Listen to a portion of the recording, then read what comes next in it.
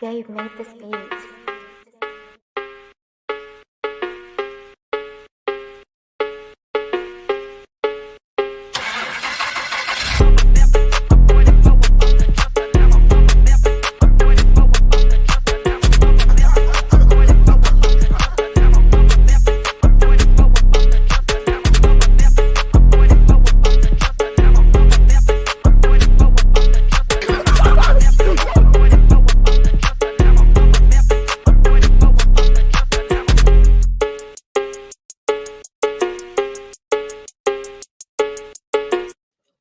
Welcome to Say Like a Champ, episode 302. It's your boy A-Dub. And your boy Strizzy. Welcome back, SLAC fam. What's good, y'all? Oh, what it do? We back in the building again for another week in sports, another episode of Say Like a Champ. And want to welcome all of y'all that are tuning in. We appreciate the support each and every week. The comments, keep them coming. The likes, the shares, the subscribes, all that jazz.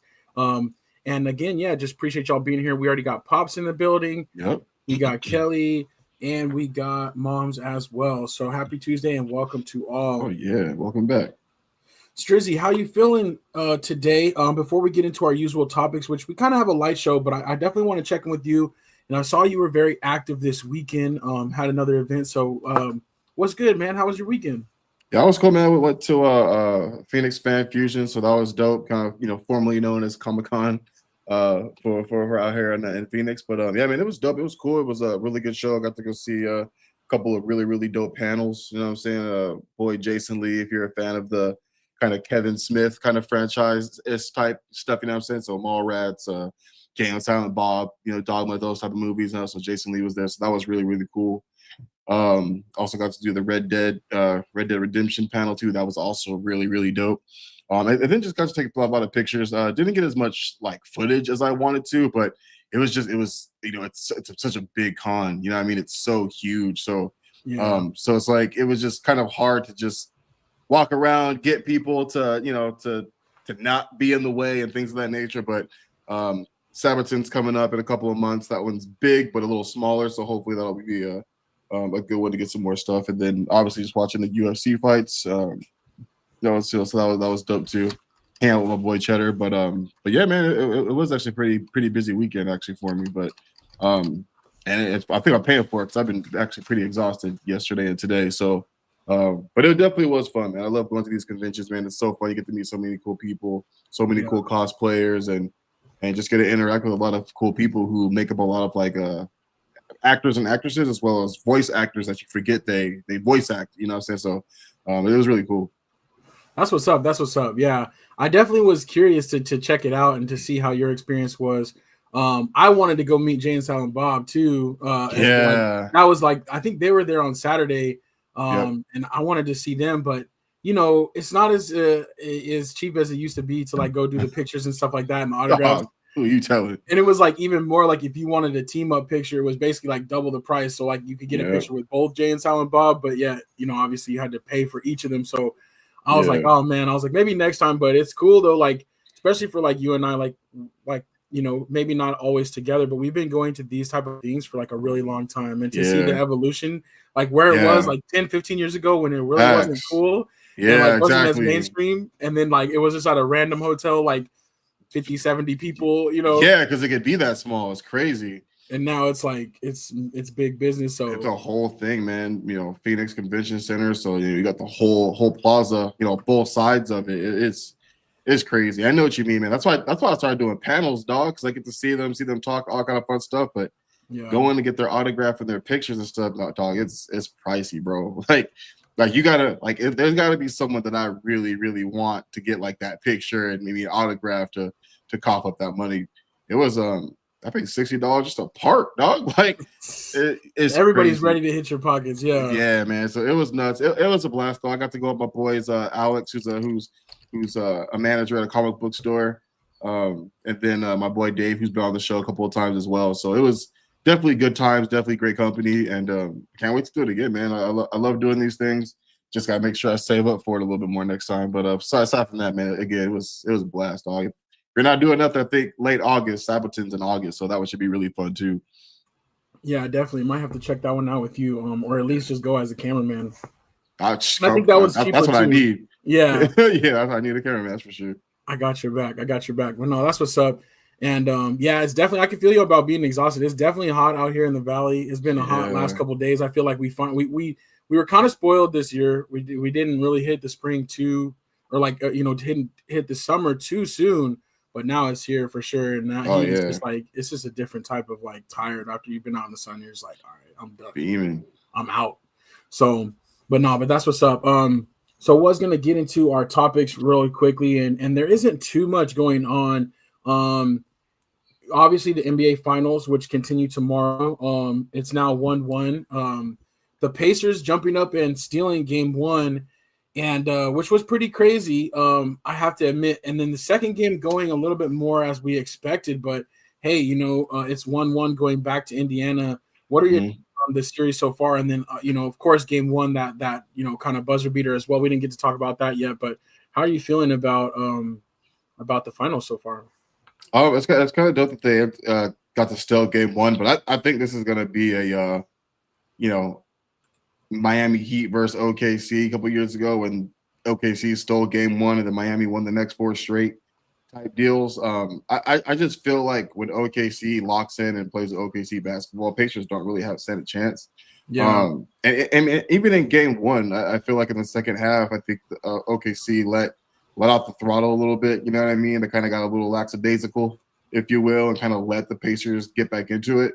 But I think what a lot of these teams have noticed, especially with all these comeback victories that the Pacers have had, is they're a 48-minute team. You know what I mean? Like they kind of like a lot of the teams that they played have been better teams, but they play 48 minutes. And if you're only going to play 44, they're going to get you in those 4 minutes that you're not playing. Right. So if OKC could just kind of, watch that attack because they're definitely coming and they're a force to be reckoned with as they've shown.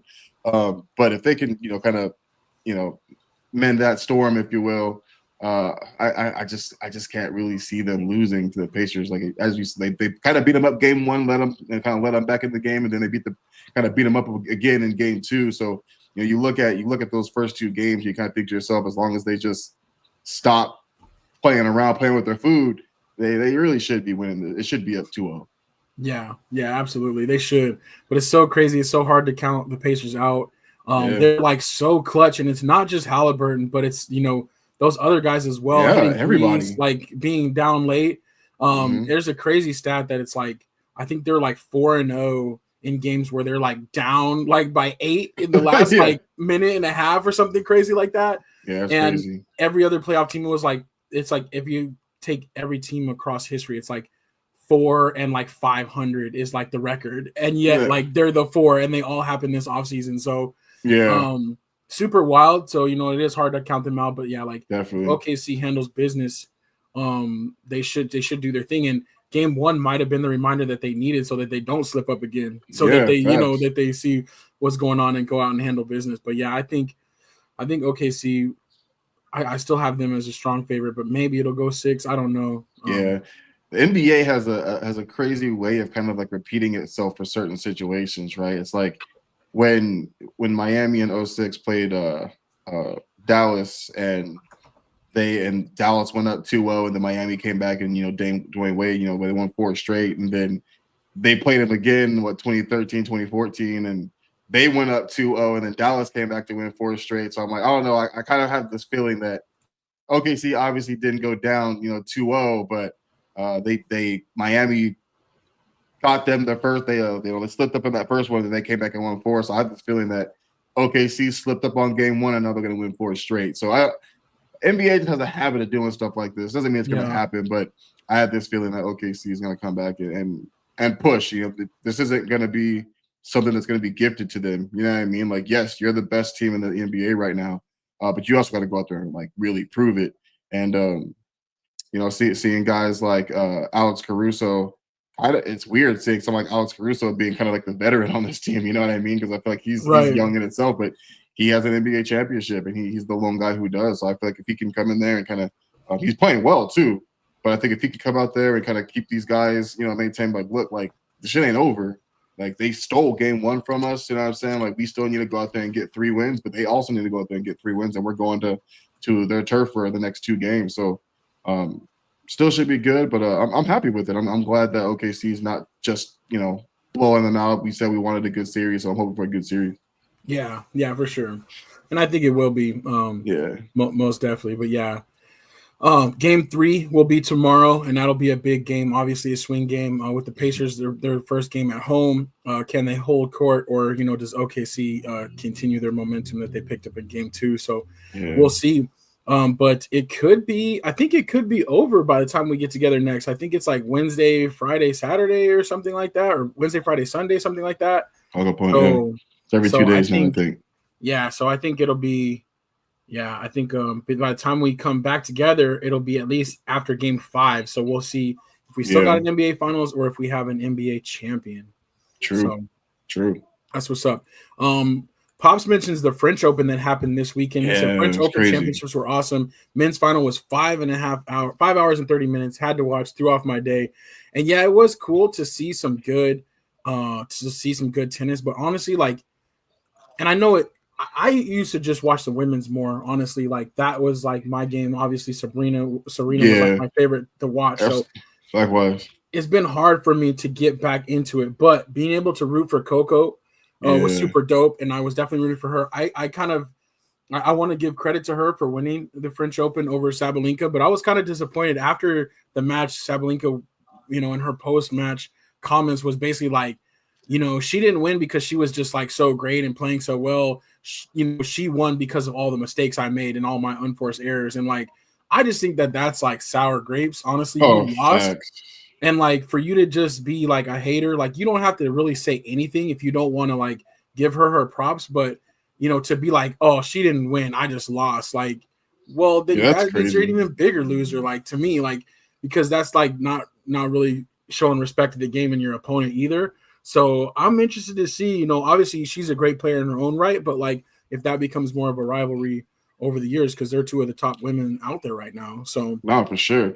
Yeah, I saw those comments too. I thought that's crazy. Like a lot of times, you see kind of like the post, these post press conferences from any sport. You know what I mean? And I'll say 9.5 times out of 10, they'll a team could talk about their mistakes, but they always give credit to the team or person who won. Right. So like seeing that is just like, I don't know. It's bad to see. You know what I'm saying? Like, it's bad to see.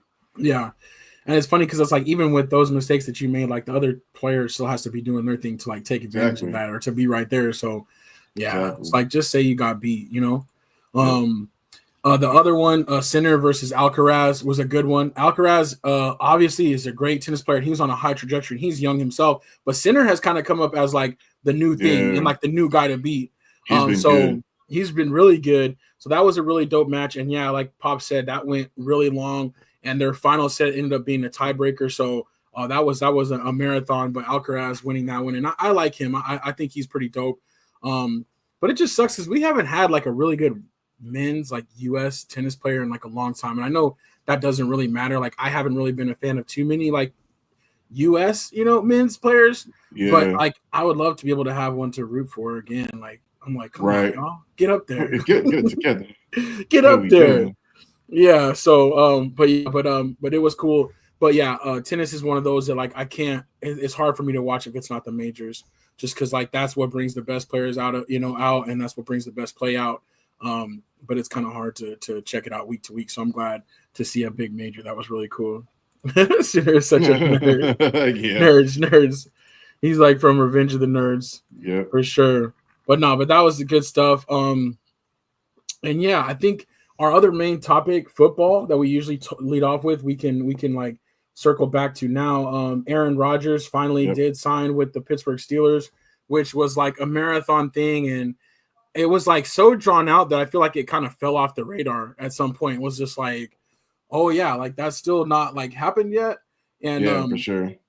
It had to be like one of the worst kept secrets, I feel like. And like, because that was at this point, like the only place he could have gone, the only team that needed a quarterback. And like the NFL released their schedule like a month ago, and they already had like the Jets Steelers like week 1, like in prime time. Like even they knew where we were headed with it. But I was actually hoping the longer it went that like maybe there was a chance where like Steelers would just be like, screw it, like, and just like ride with Mason Rudolph or just do anything different. But Yeah. But here we go again. What do you think of Aaron Rodgers as far as like how well he'll step into the starting job there in Pittsburgh? I mean, obviously, I don't know. Funny enough, man, like, and don't get me wrong, Mike Tomlin obviously is a great coach, Yeah. but like, I just don't really see this being much different than the Jets. You know what I'm saying? Like, I mean, like when you look at both those teams from top to bottom, like they're kind of the same, right? They're kind of primarily built on defense. I actually think he might have. I think DK is probably better. He might be better than Wilson. You know, except from the Jets, who's also a really good wide receiver. Yeah. But like, I feel like even on the offensive side, I think he might have had more weapons in New York than he does currently with the Steelers. You know, on the opposite side of the ball. So he's a year older. He's a year slower. You know what I'm saying? So I don't see it working out much different than it did with the Jets, aside from Tomlin's a really good coach, right?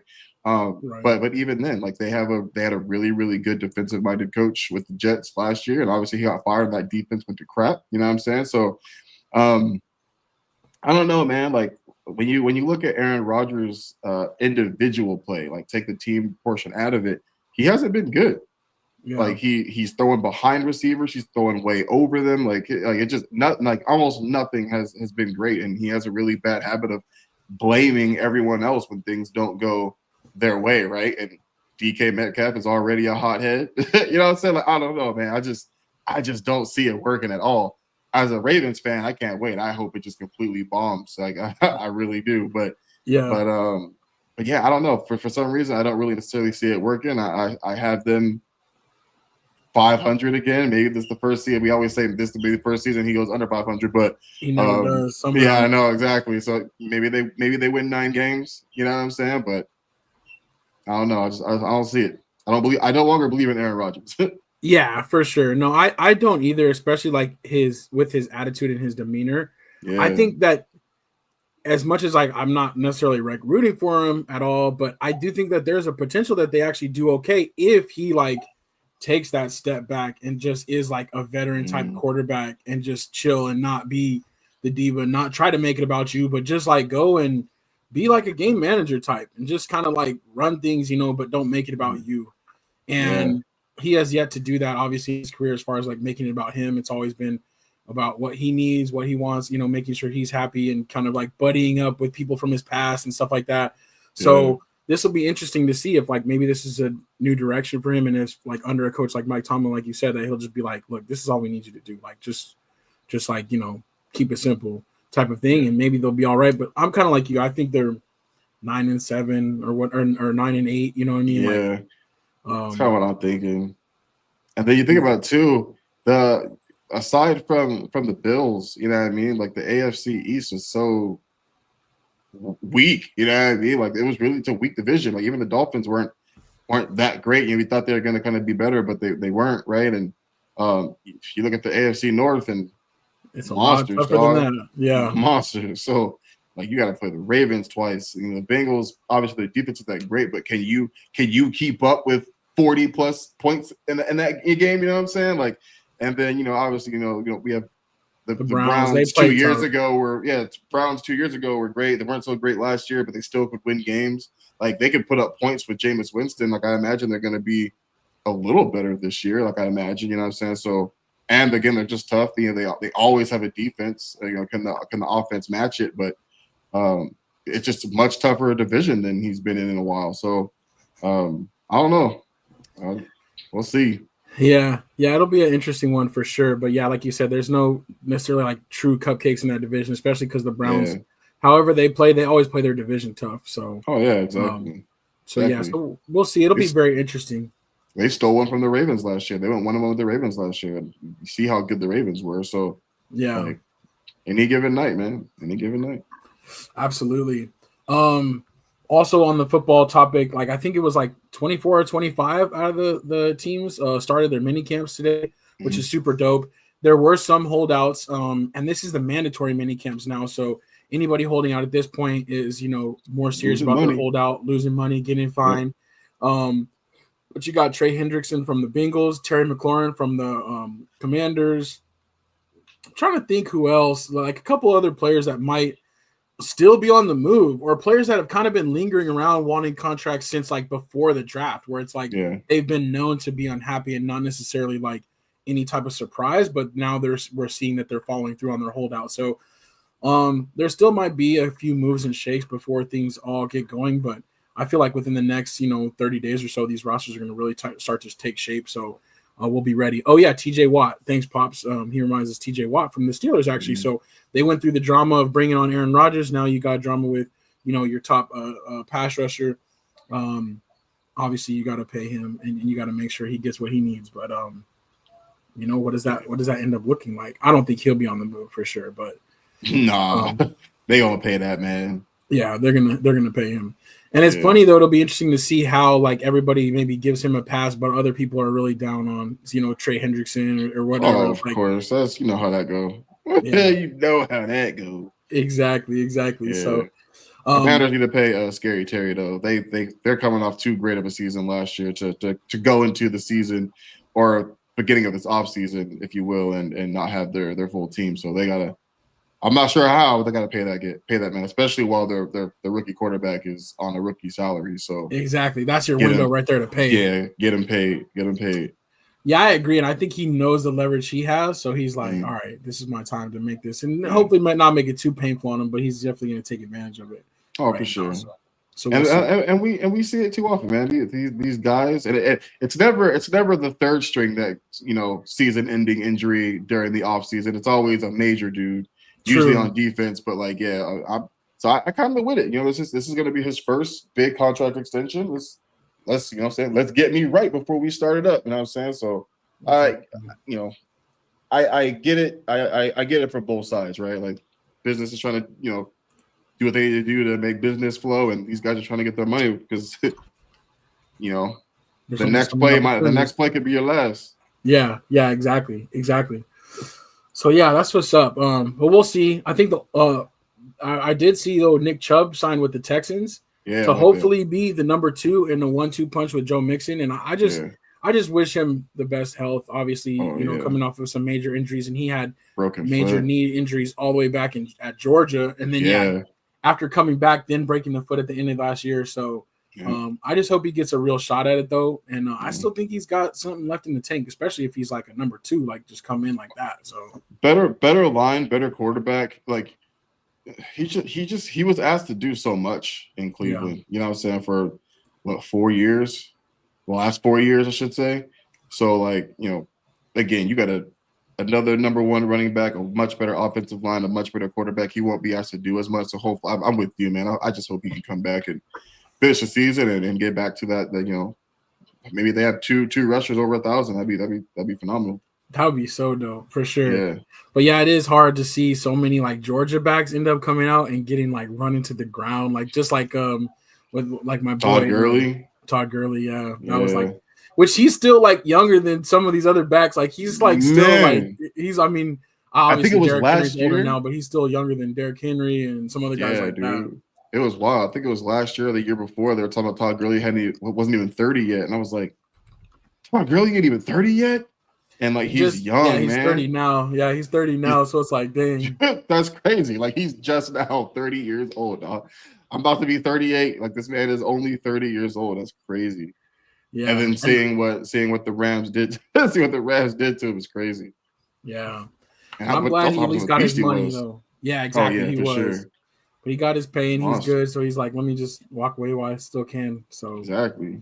You walk away while I still got legs. You know what I'm saying? Exactly. So, but yeah, we'll see what other moves happen in the NFL. But it's kind of cool that camps are getting started up. Some different things to look forward to, especially as the NBA is winding down.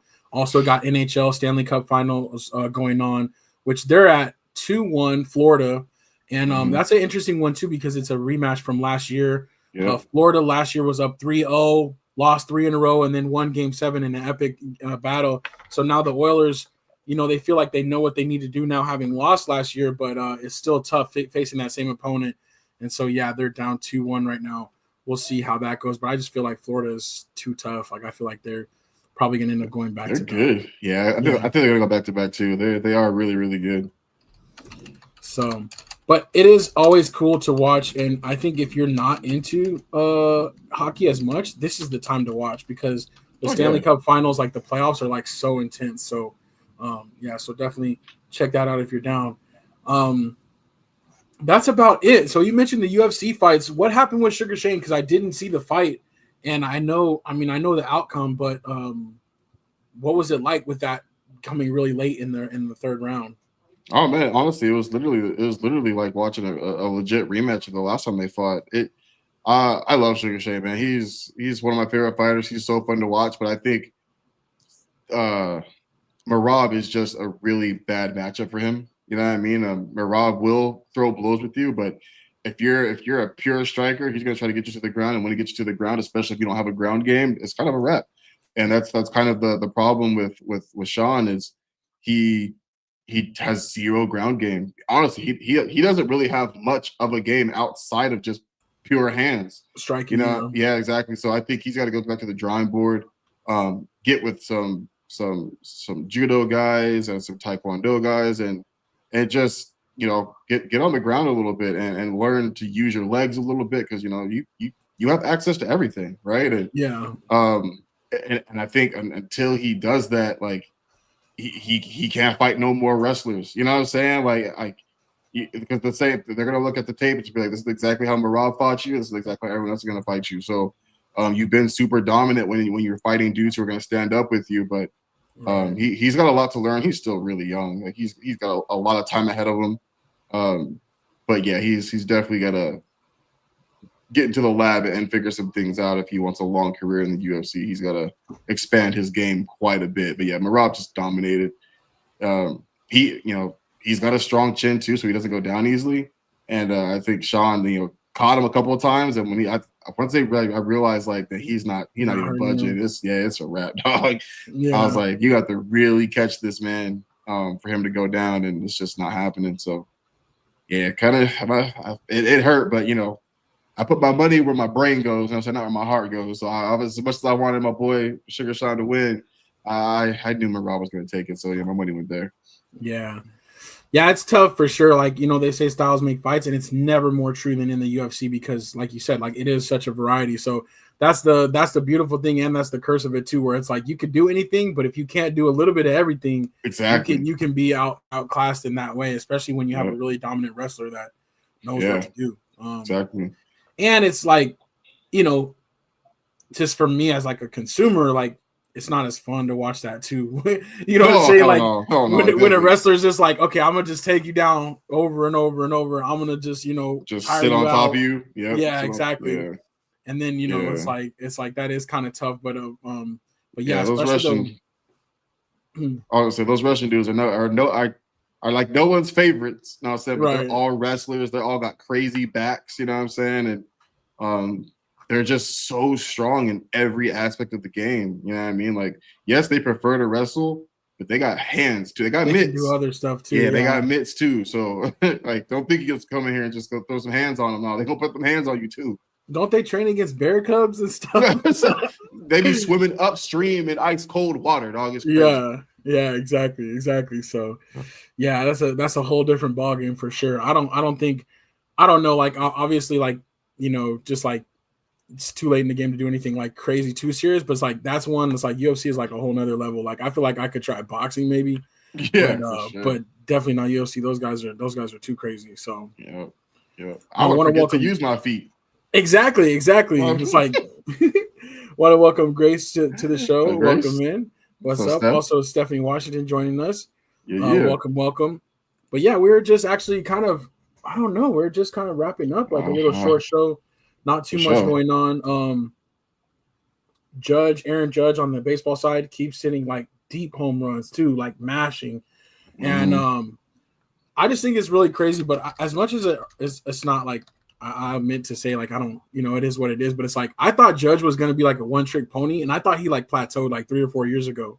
And then now he just keeps getting better and better. And I know it's silly to say, but I thought like, okay, this is what he is. Like this is the kind of like his ceiling, and he's continuing to do better and better. So just super impressive. And obviously he's still young. So it's like as you grow, like baseball is like a mature man's game. So like you're going to continue to get better. But it's still kind of surprising to me, like how dominant he's been over the last year and a half, I guess. Yeah. Speaking of dominance, too, it looks like they said Ohtani's definitely not going to pitch before the All-Star break, but there's a chance he starts pitching after it. So, man, Dodgers add him to the pitching lineup. It just might become even that much more dominant. I imagine it's going to take him a little while to get back into form, because it has been over a year. But right, I imagine he's pitching. You know, I imagine he's pitching. He's throwing things. He's just not doing it, you know, on the mound just yet. So, but yeah, man, I don't know. Exciting to see. Yeah, it absolutely is, and like I think like the craziest thing is for the Dodgers, he's already made such an impact, won a World Series, but he hasn't even pitched. I think the last time he pitched was actually for the Angels. Like he still hasn't even pitched for the Dodgers yet. Yeah. So once he gets a chance to do that, that's just gonna be so cool. But yeah, I think he threw like a 3-inning session or something like that recently, and like a simulated game and stuff. So he's definitely working his way back. So that's what's up. That's crazy. Stephanie said, did y'all talk about Denzel Clark's epic catch? I did see it. We didn't talk about it. He's had 2 really good catches, but the one he slammed into the wall so hard. I'm gonna see if I can find that one really quickly. Maybe we can share the video really quickly. But I think this is the one with that. Also the one he like went. Now he had one yesterday where he went like up over the fence. Yeah. Yesterday. I remember. Yeah, he's had like 2 in the past like week or less than a week. So. Yeah. But no, I think this is the one that I'm gonna see if we can. I'm gonna see if we can share it really quickly. So we can get a quick little highlight in since we have a little bit of time here. Let me see. Let me see if it'll make it happen. Yeah, funny story too. I know it was a couple of weeks ago now, but episode 300, we went to the while you're looking for that, the Diamondbacks versus Pirates game. Oh, and yeah. Diamondbacks were basically up like the whole time, and we left a little early. And the Pirates came back and smoked them in the ninth inning. I know. 6 runs, dog. I was like, no way. I was like, dang. I know, it was crazy. They were up a good amount, and they just came back and just smoked them for like 6 runs in the 9th or 8th or 9th inning, and ended up beating them. Bro. Yeah, it was funny because Grace asked me about it, and I was like, oh yeah, the Diamondbacks they beat them down. And she's like, no, I think they lost. I was like, oh, dang. Yeah, it's wild. Funny. All right, here we go. This is the one that Stephanie wanted to see. Check this one out. Whoop. He's like, I got this. Oh. Wild, though. Wow. That's crazy. The Athletics are a little fun team to watch this year. They remind me of the Cubs last year. Where like as soon as they get some pitchers, dog, they got the offense. They just need some pitching. But they're definitely a fun team to watch. Rooker, and what's the other dude? Sauter. I think his name's Sauter. Soderstrom. Yeah, I think that's his name. Lawrence. Lawrence Butler. Like those guys they're fun to watch, man. They got some hitters on that team. They just got to get some pitching and maybe a different manager, maybe. But they remind me of the Cubs last year, where it's like they can, when they're on, but the pitching just kind of held them back. And this year, obviously, the Cubs are one of the better teams in the league. But you get the right manager, man, and start putting some stuff together, you got it. But yeah, they're fun to watch. That's what I was gonna say though. Your Cubs are actually doing their thing. Like they're back on top. Like they're back for real, which is cool because they spent a couple years trying to figure out what's going on. So, new manager, man. I knew that's gonna be the difference. Yeah, true. Let me show you this one really quickly too, because while we're at it, because this was the one the other day though. I thought this one was equally as impressive. Well, not equally as impressive, but really impressive too. But your boy's out here making plays. This is the one I just couldn't believe he held on to the ball. Yeah. Like his arm all twisted back. Wow. And he's like, I got you. Yep. He know that hurt too. He's like, oh. His sunglasses flew, his hat flew. I'm like, dang. He said, I got a pain on my chest. Exactly. And I can't breathe. Obviously, he's like, I go for it though. Yep. So that one was super dope too. I'm like, he's like, and he's showing the ball like, I got this. I got it. He said, send the ambulance, but I made the out.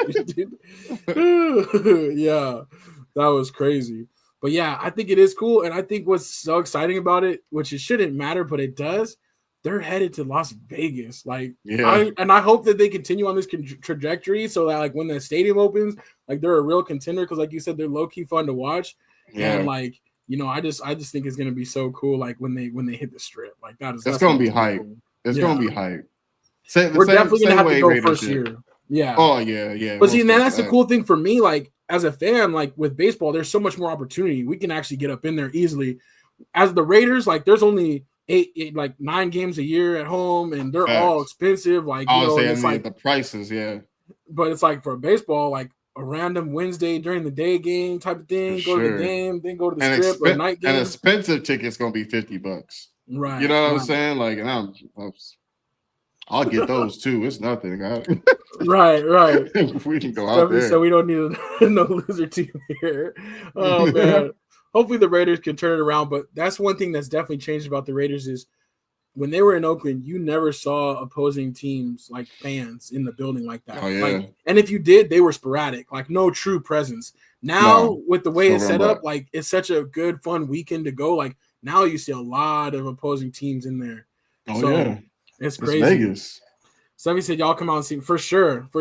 Oh yeah, we're gonna go to a game, and maybe not the first couple series, but that first year for sure. We out there. Yeah. That's gonna be gonna be so cool. So, and I still want to go this year.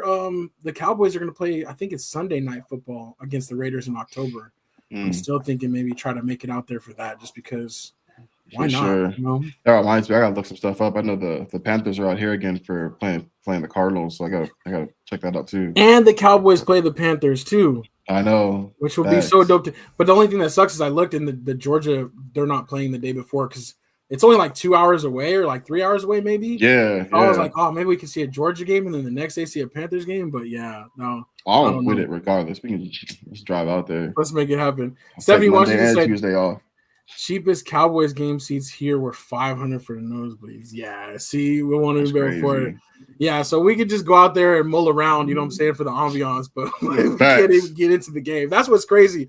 But a team like the Cowboys going there for the first time is like, okay, like, you know, there's enough fans out there that they're going to drive it up, and that's what's hard. But the A's, it's like there's so many opportunities. Like, we'll be out there. Stephanie, we finna put 250 on black. They don't get that 500. It's up. Exactly. we're gonna have to just hit count, and the fate will decide whether we make it to the game or not. Exactly. Yeah, for sure. Nowhere to tell it. I know everybody just gets dropped off in the Uber, so different game day experience. But yeah, exactly. Truck driver. I just bought this thing cash. Facts. Oh man. So yeah, so we'll see. We'll make it happen some way. But yeah, I think we'll cut it short for there though. You know, obviously just another week together. Appreciate that. Stephanie also said, hope everything is okay with Marcus. Yeah, our brother couldn't be here with us today, but much love to him. Of course, he is always a part of everything we do and you know, and with us. So yes, definitely well wishes to our brother too, and we'll see him very soon.